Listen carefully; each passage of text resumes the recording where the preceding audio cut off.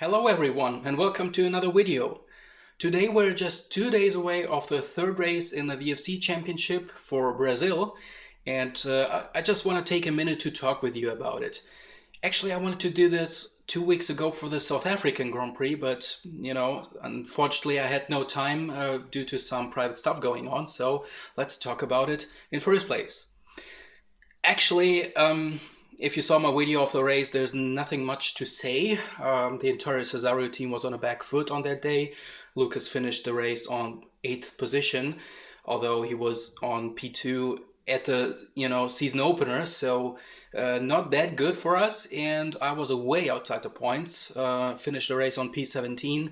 I think the best position I was in was P13, P14 or something like that.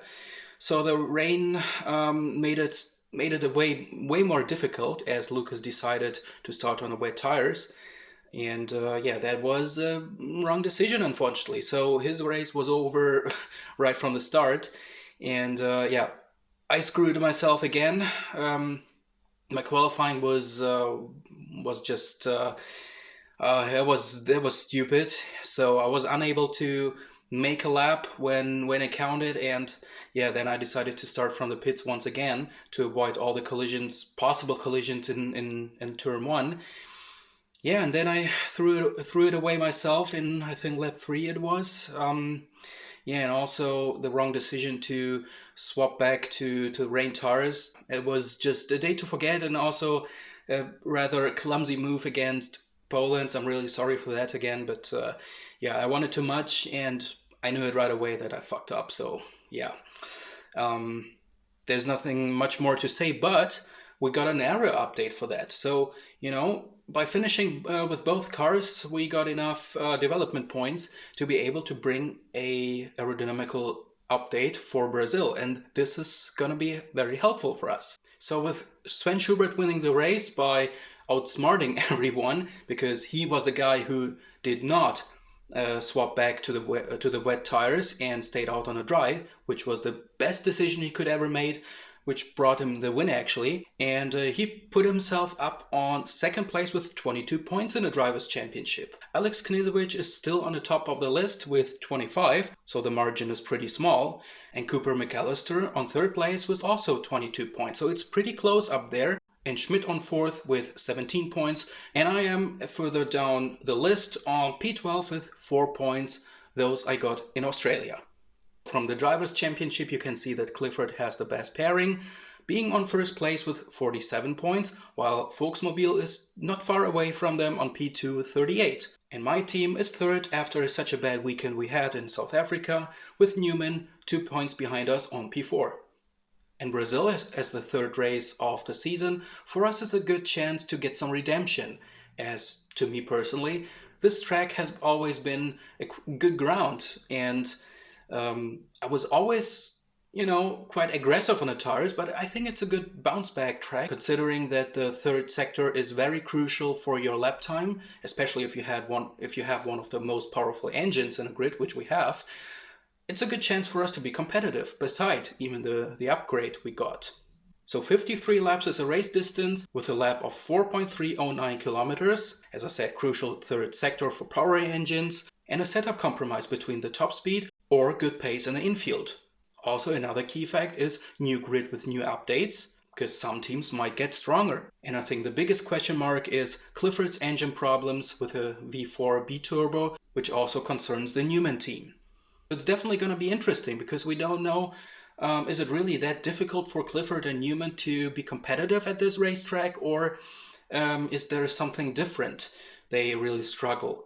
And what I certainly know is that you always have to reckon with those guys. Maybe they can do something by a strategy, or a safety car will come out in the right time for them to put them up a bit higher the grid. So it's a big question mark, but I still think that the problems are seen clearly on the hot lap list. Of course, you can say that this doesn't mean anything, because maybe, for example, Barvik hasn't done a proper qualifying lap yet, but still at the time of the recording we can say that Peters has the fastest time with 1 minute 8.771. So you can see it right there that it's gonna be really difficult for one driver to prevail and be the fastest guy overall, especially if you consider that only 4 cars are just right behind you. So while Fabian Jungblut in the Russia GP has a lap time of 1 minute 9.2 and myself on 6th with 1 minute 9.3. So you can clearly see where the cars with the better engines are and where the cars with the weaker engines are. As I said, maybe it doesn't mean anything and the drivers from P7 downwards were just unable to make a proper qualifying run. Maybe they did, we don't know. But this is the biggest question mark, and I think this is why it's gonna be so interesting to watch. Okay, so this is all about the upcoming race in 2 days. There's only one more news I would like to share, because in the GSO community we got the opportunity to take part in the EVC Championship. So it's actually Endurance World Championship. And this is something I'm really buzzing for, because you know, getting some more experience in terms of endurance racing.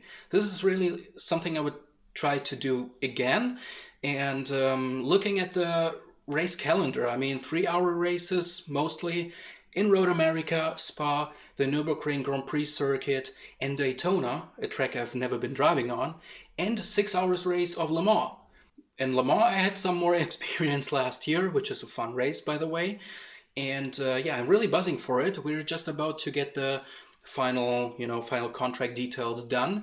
And I'm actually really planning on commit for the entire season, which might be some difficult at some stages, as you know, it's just between the VFC races and you know, we have some back-to-back race weekends. So at one point we will have, I think, 4 races in a row in just within a month, which is going to be difficult for relaxing and getting your energy back. But you know, from the other side, it's an interesting challenge I've never been facing before, so why not, you know? And I mean, this is just for fun, and this is why I want to do it, just to experience that and have some fun, to enjoy racing with the guys around. But okay, that's about it. So let's make it short. In 2 days' time, at 6:30 p.m. Middle Eastern Time, the lights will go out for the Brazilian Grand Prix, the 3rd round of the season. I really hope that it's gonna be a good one. Our pace is strong, and I really feel confident in the car, at least well, for the 2nd time actually in this year.